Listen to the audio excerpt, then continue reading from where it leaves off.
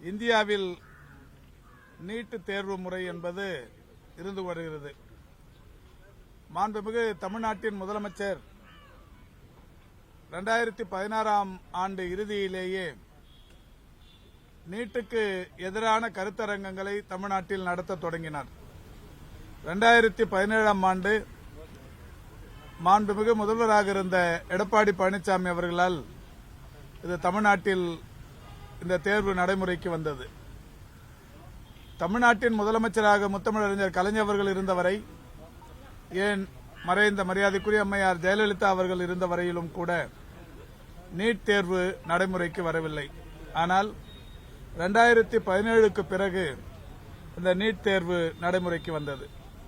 இந்த நீட் தேர்வு வந்த நாளிலிருந்து நீட்டுக்கு விலக்கு அளிக்க வேண்டும் என்கின்ற கோரிக்கை தமிழக அரசின் சார்பில் தொடர்ந்து விடுக்கப்பட்டது. அதோடு மட்டுமல்லாது இந்த நீட் தேர்விலிருந்து விலக்கு பெறுவதற்கு நீதியரசர் ஏ.கே. ராஜன் தலைமையிலான ஒரு குழு அமைத்து அந்த குழுவின் பரிந்துரைகளை சட்ட மசோதாவாக சட்டமன்றத்தில் நிறைவேற்றப்பட்டு மேதகு ஆளுநர் அவர்களின் மூலம் மேதகு குடியரசுத் தலைவர் அவர்களுக்கு அனுப்பி வைக்கப்பட்டது. மேதகு குடியரசுத் தலைவர் அலுவலகத்திலிருந்து உள்துறை அமைச்சகத்திற்கு அனுப்பி வைக்கப்பட்டு உள்துறை அமைச்சகமும் தொடர்ந்து தமிழ்நாட்டில் இருக்கிற உயர்கல்வித்துறை, மருத்துவக் கல்வித்துறை, ஆயுஷ் போன்ற பல்வேறு நிர்வாகங்களுக்கு சிறிய சிறிய அளவிலான கேள்விகளை கேட்டு அனுப்பி கொண்டிருந்தார்கள்.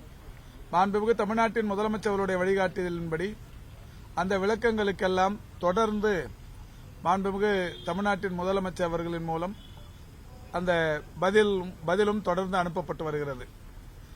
இந்த நிலையில் இந்த நீட் தேர்வில் ஏற்பட்டிருக்கிற குழப்பங்களும் குளறுபடிகளும் தொடர்ந்து அரங்கேறிய வண்ணமே இருக்கிறது.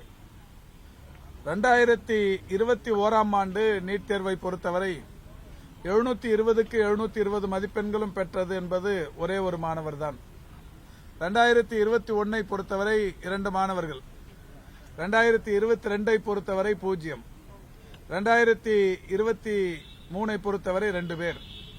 இந்த ஆண்டு அது அபரிதமாக உயர்ந்து 67 என்று வந்திருக்கிறது. இதிலேதான் அனைவருக்குமே பெரிய அளவிலான அச்சமும் இதிலே குளறுபடிகளும்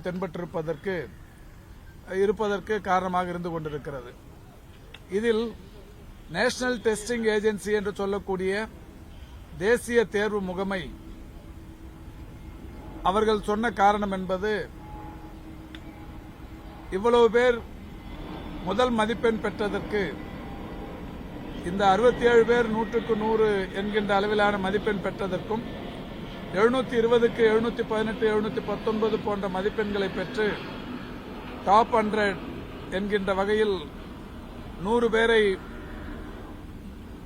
அவர்கள் தேர்வு செய்து அனுப்பிய பட்டியலிலும் இருக்கிற அந்த குளறுபடிகள் கண்டுபிடிக்கப்பட்டது. அதில் 718, 719 என்று பலருக்கு அந்த மதிப்பெண்கள் இருந்தது.